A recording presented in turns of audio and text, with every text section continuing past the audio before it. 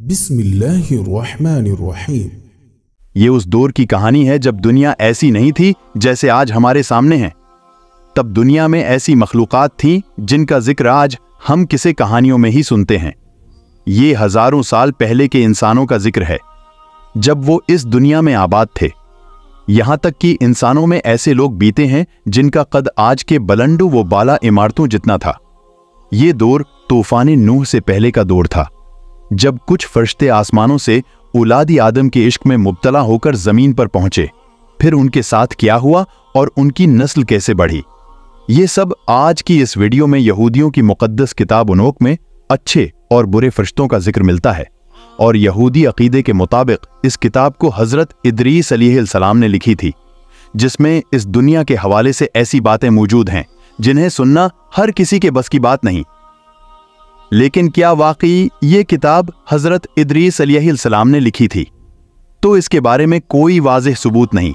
इस किताब में फौरन इंग्लिस का जिक्र है, यानी वो फरिश्ते जिन्हें ज़मीन पर उतारा गया। किताब के मुताबिक ये वो फरिश्ते थे जो एक वक्त में इंसानों पर आसमानों से नज़र रख देते हैं, लेकिन वक्त के साथ साथ जब हज़रत आदम अलैहिस्सलाम की नस्ल बढ़ने लगी तो उनकी नज़र उन लड़कियों पर भी पड़ी जो हज़रत आदम अलैहिस्सलाम की नस्ल में से थे। इस्लामी तैलीमात में ये जिक्र मिलता है कि अल्लाह ने फरिश्तों को तमाम गुनाहों से मासूम पैदा किया, यानी उनमें शहबत, हसद, गुस्सा और उस जैसी कई बुराइयों का मादा मौजूद नहीं। लेकिन बुक ऑफ इनॉक में जिक्र है कि वो फरिश्ते उन लड़कियों की खूबसूरती की वजह से उन पर आशिक हो गए। और फिर एक वक्त ऐसा आया जब वो अल्लाह के फरमान को नजरअंदाज करके जमीन पर चले गए, तो अल्लाह ने सजा के तौर पर उनसे वो तमाम ताकत छीन ली जिन ताकतों की वजह से वो फरिश्ते कहलाते थे, और वो भी इंसानों की तरह मखलूक बन गए जिनकी उम्रें कम थीं। लेकिन उन सजाओं के बावजूद अल्लाह ने उनमें कुछ ऐसी ताकतें बाकी रहने दें, जैसे कि उनका कद बहुत तवील था और इंसानों से उनकी उम्रें भी ज्यादा थीं, और उनके पास आम इंसानों से 10 गुना ज्यादा पावर दी। बक ऑफ अनूक में जिक्र है कि आम इंसानों की तरह नजर आने की वजह से हैं। उन्होंने हजरत आदम अलैहिस्सलाम की औलाद में शादियां की और उस वक्त से वो फॉरेन इंजर्स के नाम से जाने लगे।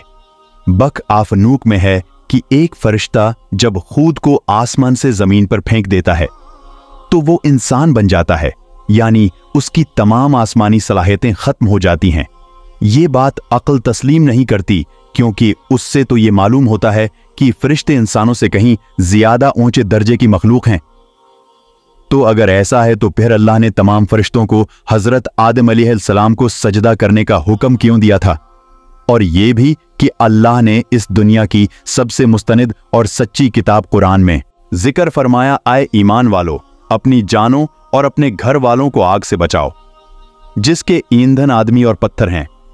उस पर सख्त दिल और ताकतवर फरिश्ते मुकर्रर हैं, जो अल्लाह का हुक्म नहीं टालते और जो उन्हें हुक्म हो वही करते हैं। ये आयत इस बात का सबूत है कि जिन फॉरेन इंजन्स का जिक्र इस बुक ऑफ इनोके में आता है, ये सरासर मन गढ़ंत कहानी के सिवा कुछ नहीं।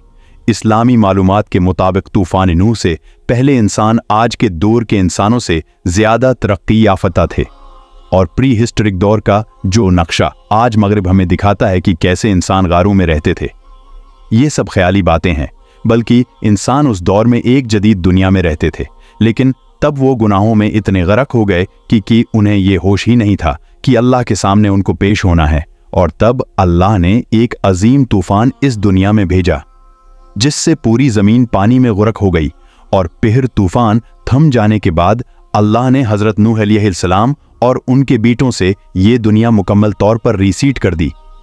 रिसर्चर्स का मानना है कि इंसानी तारीख तकरीबन 7000 साल पुरानी है, लेकिन आज मजीद रिसर्च ने ये बात साबित की कि इंसानी तारीख तकरीबन 12000 साल पुरानी है कि तूफानी नूह का आगाज एक बहुत बड़े शहाब साकिब से हुआ, जो उस वक्त समंदर में गिरा था, जब हजरत नूह अलैहिस्सलाम मुख्तलिफ जानवरों के जोड़ों समेत उस बड़ी कश्ती में अल्लाह के हुक्म से सवार हो चुके थे।